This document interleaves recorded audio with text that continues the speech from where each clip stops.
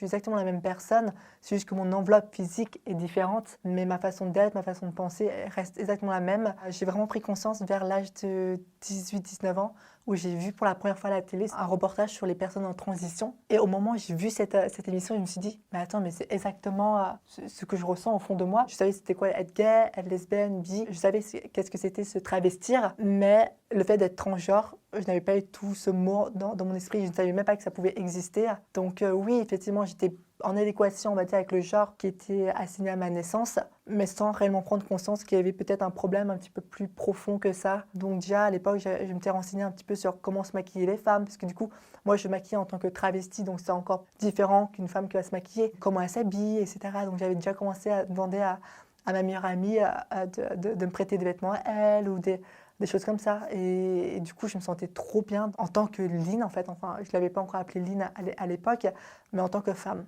Donc j'ai fait mon coming out.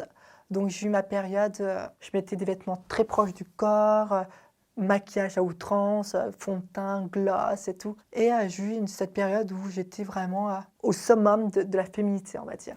Mais la société me disait, mais non, il ne faut pas que tu sois comme ça, etc.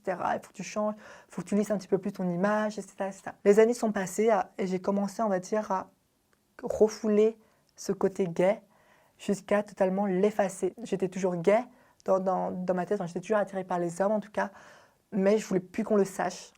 C'est bizarre parce que à partir du moment que j'ai vu cette émission, ben en fait, il y avait un truc qui avait germé dans mon esprit en fait. Et du coup, vu que je ne savais pas réellement ce que c'était et vu que je voulais aussi un petit peu le refouler en disant mais c'est pas possible de pouvoir changer de genre, je peux pas changer de sexe, même si pour moi j'étais en adéquation déjà avec le fait que j'étais sûre de faire ma transition. La vie a fait que j'ai dû mettre ça de côté. J'ai eu du coup le décès de ma grand-mère qui m'a fait clairement rentrer dans une dépression totale. Après, j'ai eu la rupture de mon copain aussi dans le même moment. Donc, ces gros événements-là ont fait que j'ai excusé, entre guillemets, cette idée, je l'ai mis de côté. Et après, c'est là que je suis partie dans les saisons d'animation à l'étranger, où je me suis vraiment lancée dans mon travail à 100%, où là, j'avais plus du tout le temps de penser à moi. Et jusqu'au jour où je suis partie en Thaïlande faire mon voyage en 2018, où là, ben, ça a été le deuxième gros déclic qui m'a fait à nouveau reprendre conscience de ce qui s'était passé quand j'avais 19 ans. Là-bas, elles ne sont pas du tout rejetées, elles sont totalement intégrées dans la société. Dans les écoles, il y a même des toilettes donc, pour les femmes trans. C'est tellement normal.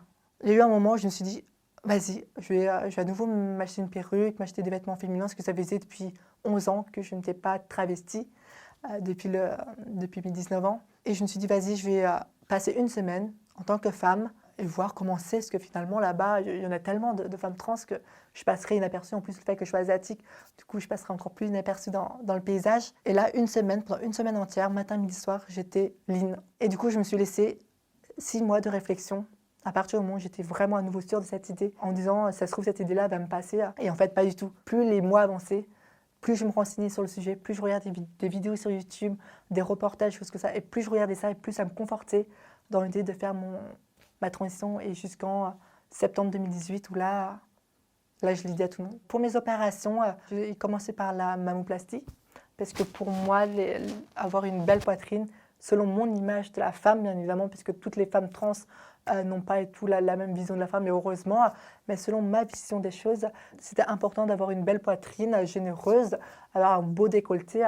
Et la deuxième opération que j'ai faite, c'est l'opération des cordes vocales, où là, je l'ai faite du coup cette année. Et voilà, ça m'a clairement changé la vie. Mon ancienne voix, comment dire, c'était clairement un handicap pour moi d'avoir une voix de garçon. Quand je sortais avec mes amis dans les bars ou dans les lieux publics, peu importe, j'étais tellement complexée par ma voix que je n'ose même plus parler.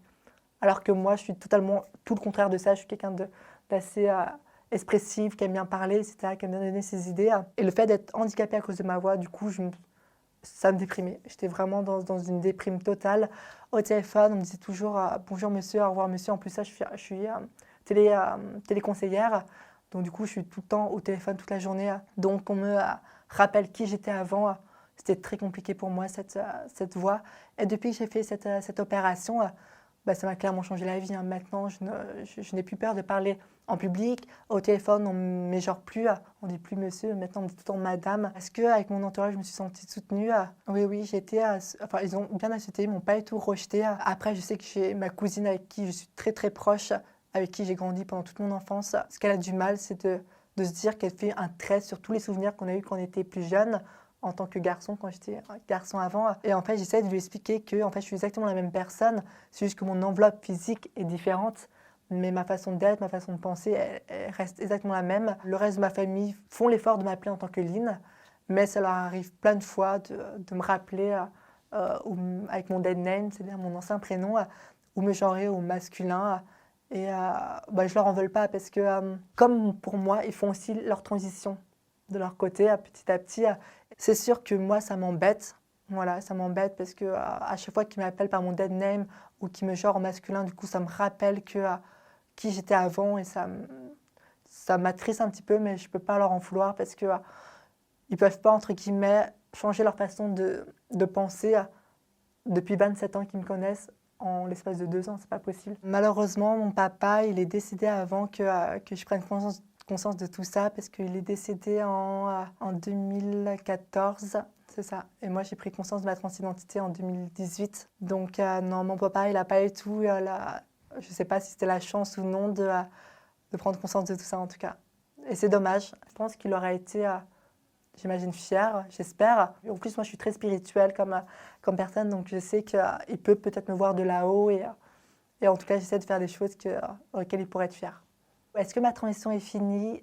Non, parce que il faut savoir qu'une transition, c'est social dans un premier temps, quand tu fais ton coming out et que tu te présentes au reste du monde en tant que femme. Donc là, de ce côté-là, je pense que c'est bon pour moi. Après, il y a aussi la transition médicale. En termes médicaux, pour moi, en tout cas, je pense que c'est fini aussi, puisque je ne compte pas faire d'autres opérations par la suite, parce que je me sens très bien dans le corps. Enfin, en tout cas, avec l'image que j'ai aujourd'hui, je me sens très bien avec.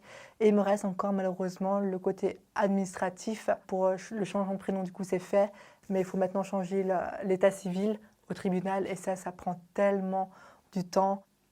Quand on attend pendant 27 ans, entre guillemets, à être la personne qu'on a toujours été dans notre esprit, et que en l'espace de 2 ans, j'ai tellement fait un pas de géant dans ma transition, parce que pour moi, au moment où j'ai pris conscience de ça, après mon voyage en Thaïlande, tout a été tellement rapidement, parce que j'étais tellement sûre de moi, je voulais que tout aille tellement vite, mais il faut savoir que quand on fait une transition, il faut vraiment être très patiente, parce que voilà, moi ça fait 2 ans, et là en 2 ans, j'ai pas tout à fait fini ma transition. Généralement, en moyenne, c'est 4 ans qu'une transition, on va dire, est totalement finie.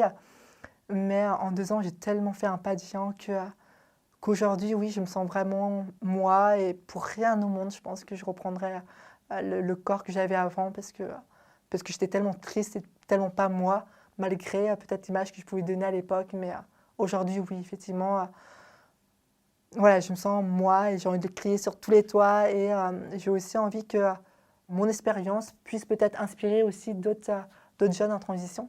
Pour moi, c'est important de pouvoir donner de la visibilité, et grâce aussi à vous, ça peut vraiment nous aider notre cause en tout cas.